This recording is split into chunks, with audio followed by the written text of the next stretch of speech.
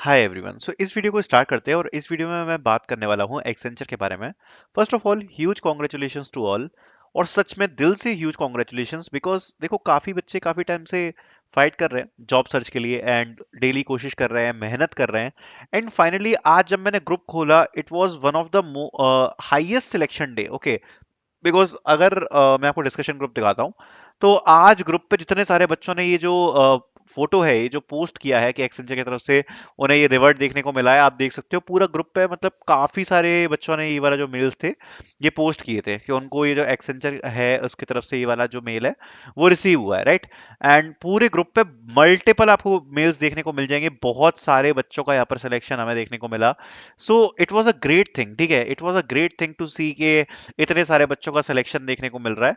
So first of all इसके बारे में कुछ चीजें हैं जो मैं डिस्कस करूंगा। बाकी एक्सेंचर का जो कोर्स भी हमने बनाया था it was one of the highest selling course which we have made till now. Okay, and उसके थ्रू भी बहुत सारे बच्चों का सिलेक्शन हुआ। सो वो भी एक अच्छा लगा कि मतलब बहुत हाई नंबर में सिलेक्शंस हुए हैं, ठीक है।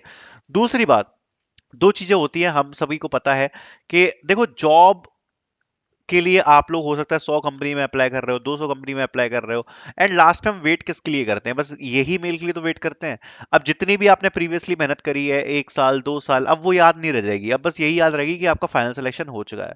एंड जो बच्चे ऐसे हैं ना जिनका मतलब अभी तो जिनको ये वाला मेल नहीं रिसीव हुआ है या वो स्टिल जॉबलेस हैं, तो मैं आपको बस यही बोलना चाहूंगा कि हर किसी का दिन आता है। आज ये जो बच्चे जिनको सिलेक्शन का मेल हुआ है इनमें से भी काफी बच्चे होंगे जो एक टाइम पर होपलेस फील कर रहे होंगे कि हमें जॉब लग पाएगी नहीं लग पाएगी, बट एक अपॉर्चुनिटी मिली, सिलेक्शंस हुए, अभी फेज 2 के भी रिजल्ट्स आने हैं।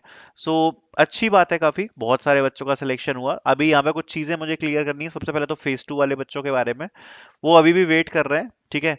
तो अभी मैंने जैसा आपको बताया था कि हमेशा फेज 1 थोड़ा सा फास्ट चलता है, फेज 2 में थोड़ा सा टाइम लगेगा, एंड वही चीज हो रही है। एंड मोस्ट प्रोबेबली अभी जो फेज 2 के रिजल्ट्स हैं अभी आने में थोड़ा सा और टाइम लग सकता है।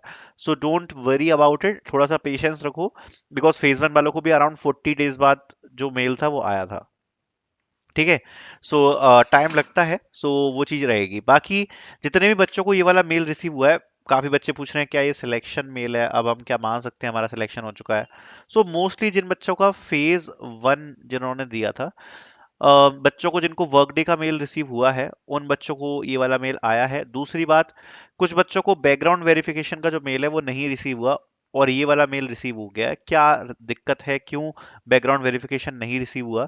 तो देखो मैं सबसे पहले इसके बारे में ये बता देता हूँ आपको। ये वाला जो मेल आपको आया ना, वन स्टेप क्लोजर वाला, ये बेसिकली एक सिलेक्शन मेल ही होता है। दूसरी बात, बैकग्राउंड जो मेल है वो जनरली इस मेल के बाद ही आता है, बट इस बार एक्सेंचर ने जो बैकग्राउंड मेल है ना वो जल्दी भेज दिया बच्चों को, कुछ बच्चों को जल्दी भेज दिया। ज्यादातर तो जो ये वन स्टेप क्लोजर वाला मेल होता है ना इसके बाद ही बैकग्राउंड वेरिफिकेशन के मेल से स्टार्ट होते हैं। तो जिनको जल्दी भेज दिया वो तो अच्छी बात है कि बढ़िया, ये जल्दी बैकग्राउंड वेरिफिकेशन की जो प्रोसेस है वो स्टार्ट कर दी उन लोगों ने। बाकी ये मेल के बाद भी आता है वो, तो ऐसा मत सोचना कि हमको बैकग्राउंड मेल नहीं आया, जिनको आ गया उनको भी ये वाला मेल आया और हमको नहीं आया उनको भी ये वाला मेल आया। तो आपको भी आ जाएगा, ठीक है। बैकग्राउंड वेरिफिकेशन का ये तो चलती रहेगी अब प्रोसेस, ठीक है, बढ़िया है। बाकी congratulations to all students and जिनका भी सिलेक्शन हुआ है।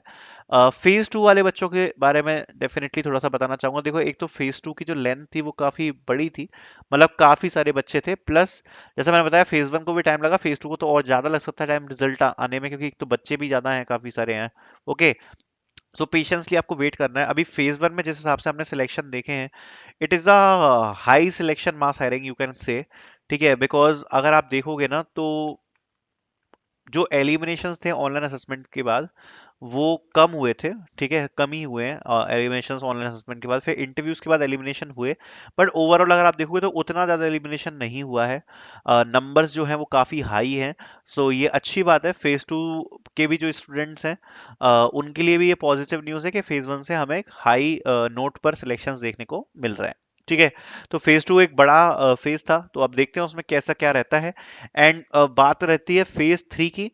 तो देखो मेरे हिसाब से फेज 3 आएगा क्योंकि रजिस्ट्रेशंस तो स्टार्ट थे।